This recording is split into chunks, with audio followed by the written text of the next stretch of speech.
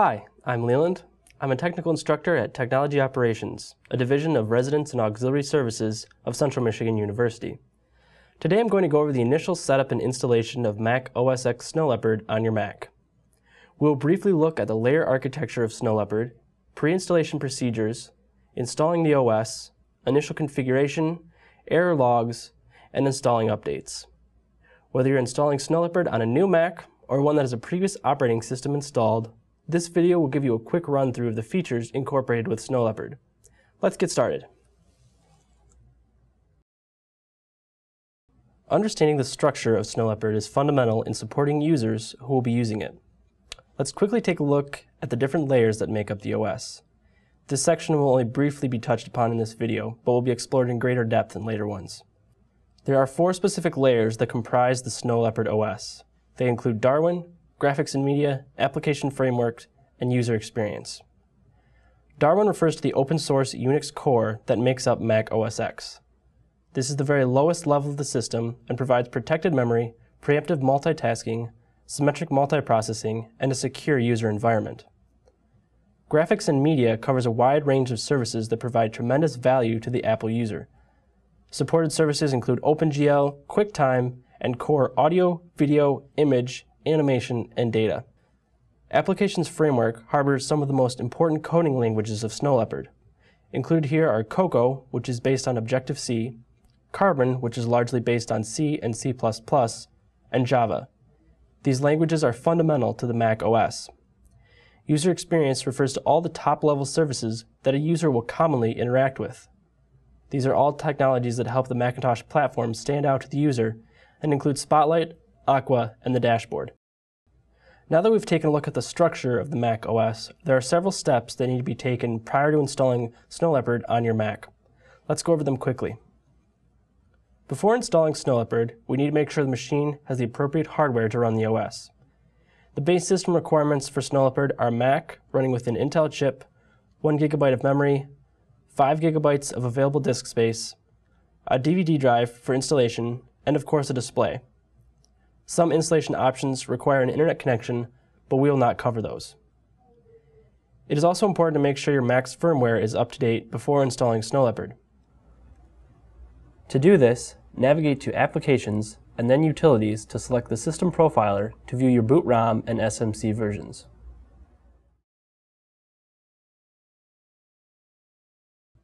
Check with the following website support document to make sure your firmware is up to date. If you're doing a complete wipe of your system and want to partition your hard drive, it is important to know the pros and cons of the different partitioning options. With a single partition drive, you will not have to make any changes as most drives come in this format already. The cons are that you will have very little administrative capabilities in a single partition. Most administrative tasks require multi-partition drive. A multi-partition drive will give you the options of installing multiple operating systems and having multiple storage locations on one disk. This makes it much easier to repair a broken OS without wiping a whole hard drive. The cons to a multi-partition drive are that you will most likely have to reformat the drive prior to use, and that Boot Camp Assistant will not support it. It is also important to note that if you want to do a complete wipe of your system, you will need to erase the destination drive. This can be done by going to Disk Utility, selecting the hard drive that needs to be erased, and then going to the Erase tab. Alright, now that we made sure the system has the appropriate hardware, up-to-date firmware, and that the partitioning options have been chosen, let's get into the actual installation of the OS.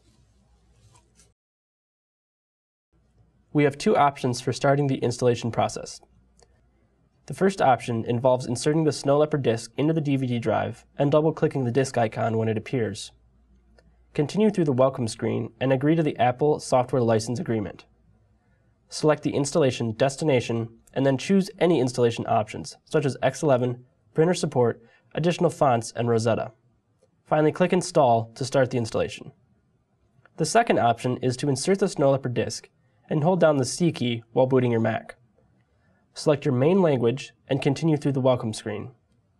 Select the installation destination and then choose any install options mentioned earlier. Finally, click Install to start the installation. In case there are any errors that come up during the installation process, it is important to know where to access the installer log files. At any time during the installation, this file can be accessed by going to Window, Installer Log. This can be left up during the entire installation process to monitor the progress. You may also save the installer log by going to File, Save, or by clicking Save in the toolbar. Do note that several errors may appear on the log, but most of them are benign and should only cause concern if the installation is stopping. If installing Mac OS X for the first time on a machine, you will be faced with the Setup Assistant after the installer finishes. Select the country or region you are in and click Continue. The Migration Assistant will now open, giving you the option to migrate user accounts, preferences, and other data from an existing machine. For the purpose of this video, we will skip this step and choose Do not transfer my information now. Next, you will be prompted to register your machine and enter an Apple ID. If you do not have one or do not wish to do this, simply click Continue. Now you will need to set up the initial administrative user account on your Mac. This account will have rights to create new user accounts and modify system settings.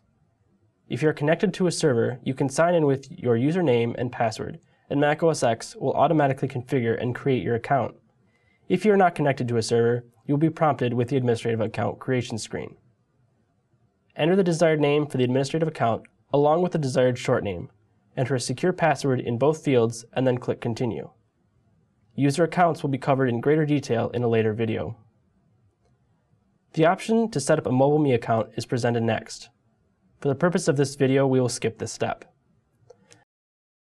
Once the installation finishes, you are ready to start using your Mac.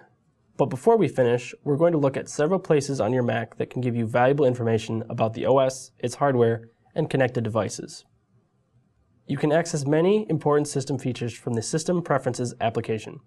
This offers access to several subsets of features including personal, hardware, internet and wireless, systems, and other.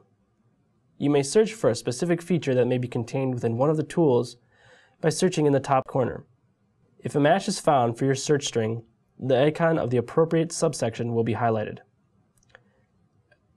Another important location for system information is the About This Mac dialog. From here you can find information about software version, processor type and speed, total system memory, and the current booted startup disk. 3 numbers that can be found in the About This Mac dialog that are useful in troubleshooting and updating are the system version number, system build number, and hardware serial number. Click the text to cycle through the identifiers. The System Profiler is another location of critical system information.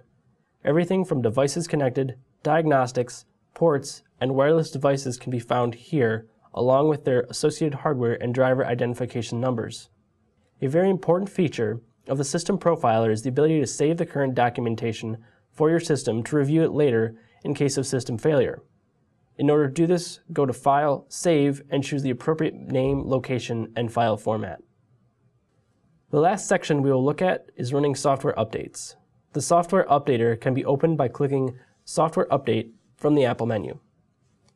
Your Mac will attempt to connect to its designated update server and look for updates to the hardware and software running on your Mac. If there are any updates, you can view them by clicking Show Details. This will list the updates that will be installed. A gray triangle next to the selected update indicates that a restart will be required after the update is installed. Select or deselect the updates that you want to install and then click Install. As you can see, installing and setting up your Mac with Snow Leopard is quick and easy. If you'd like more information, please visit apple.com or wiki.cmish.edu.